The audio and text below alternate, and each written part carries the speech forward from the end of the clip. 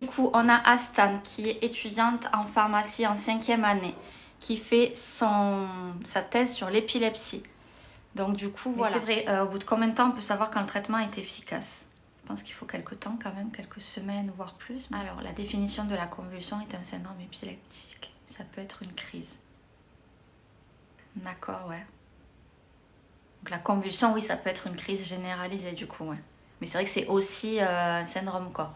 Comme moi, les myoclonies en début de... Une seule crise dans une vie. Ah oui, ça peut être une seule crise dans une vie, d'accord, ouais. Des crises et des lésions qui le rendent épileptique. D'accord.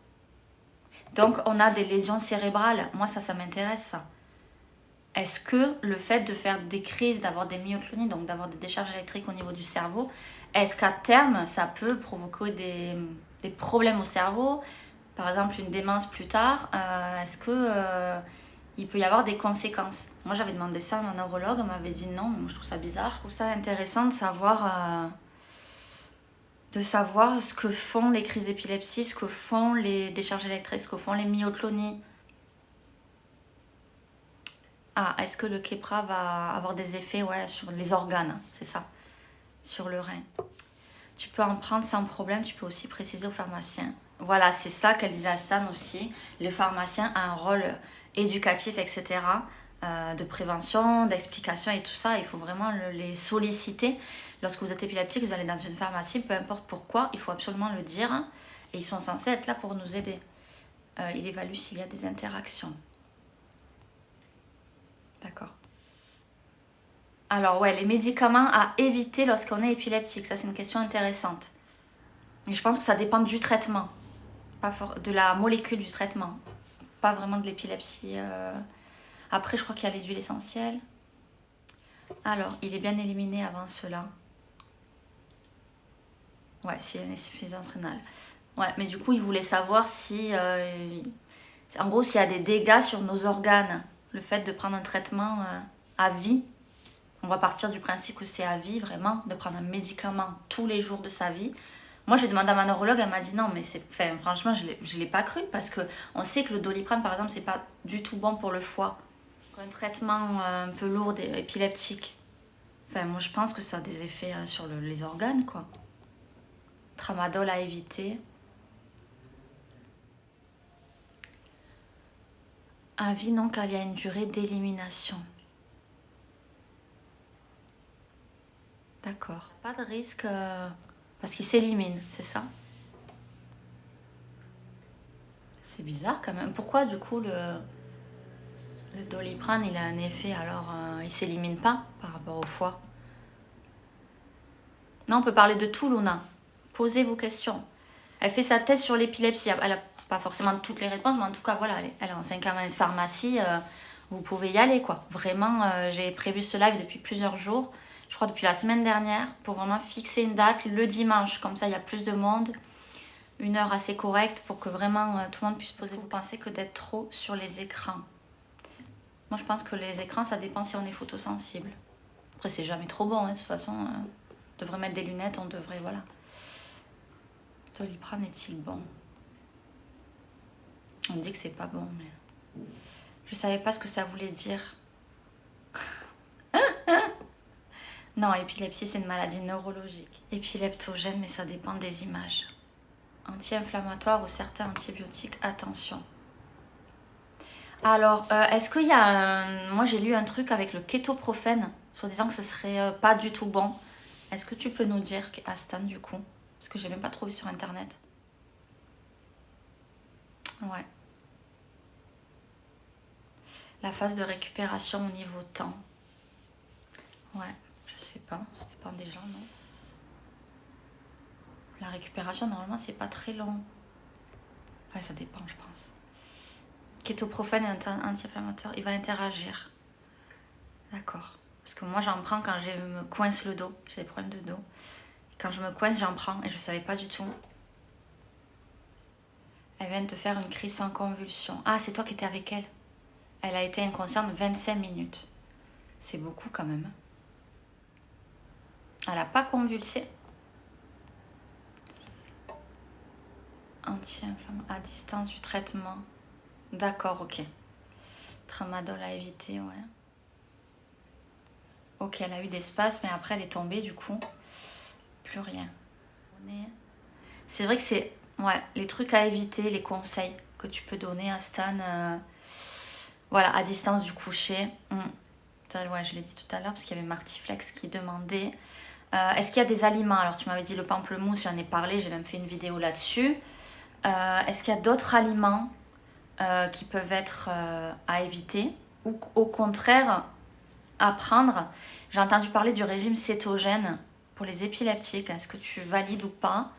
L'aromathérapie, d'accord.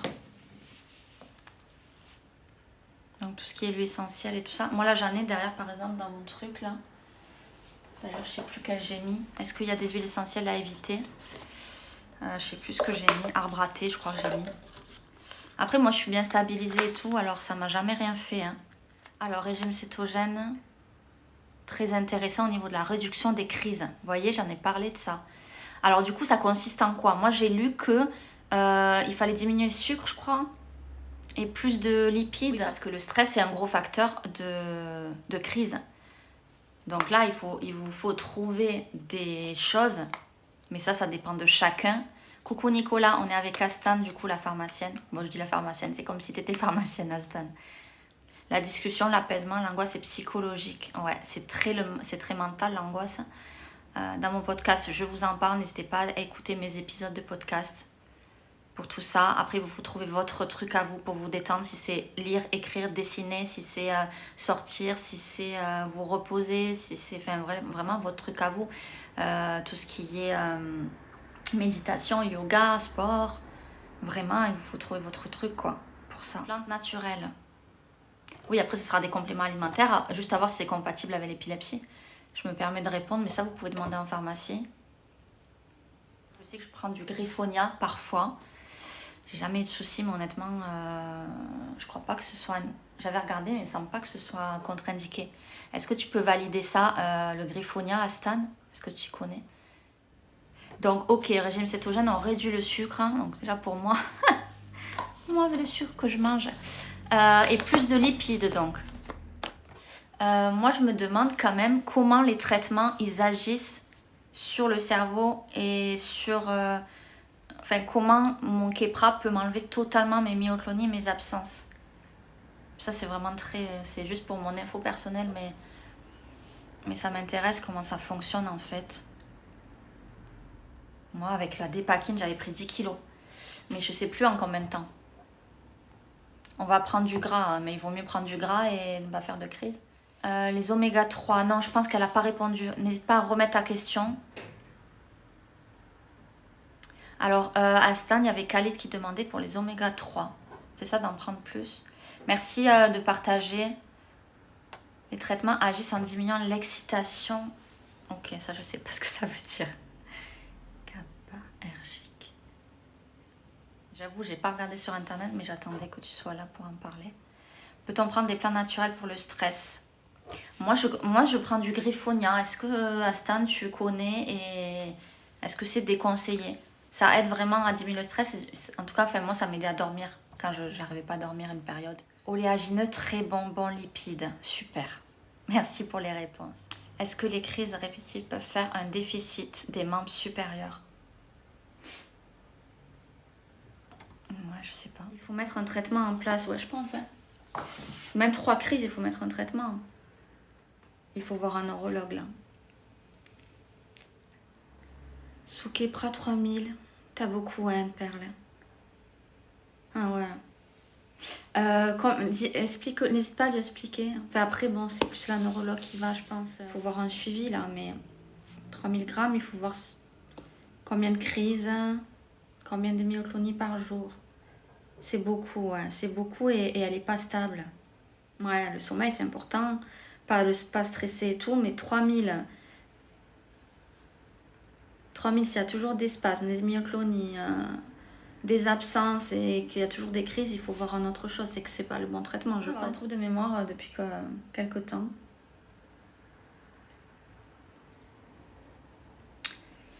Ouais, donc la pharmacie, et des boissons. Bon, les boissons énergisantes, voilà, on l'a dit, interdit.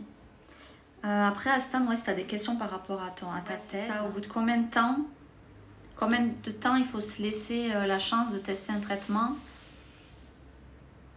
Moi, je sais que quand j'en ai changé, c'est parce que soit ça allait pas, soit il y avait trop d'effets indésirables qui me gênaient. Il faut savoir que quand vous êtes enfant, adulte, âgé, vous avez des métabolismes différents.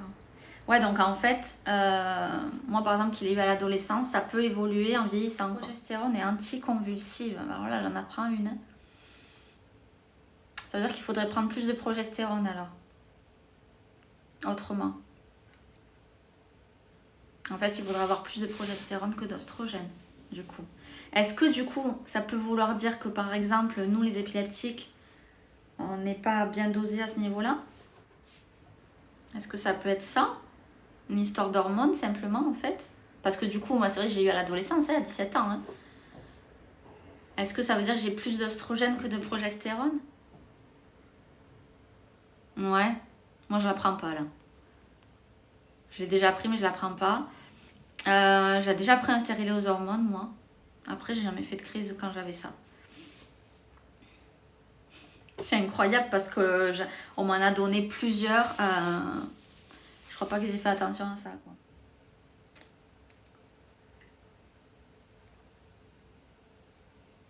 Ouais, après je la prenais pas moi à l'époque.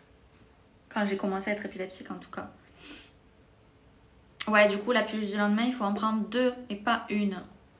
C'est ce que tu m'as dit l'autre fois, mais franchement, j'étais surprise. C'est un truc de fou. Hein. Est-ce qu'ils savent vraiment, les médecins et tout, ça? Est-ce qu'un gynéco, c'est ça, par exemple?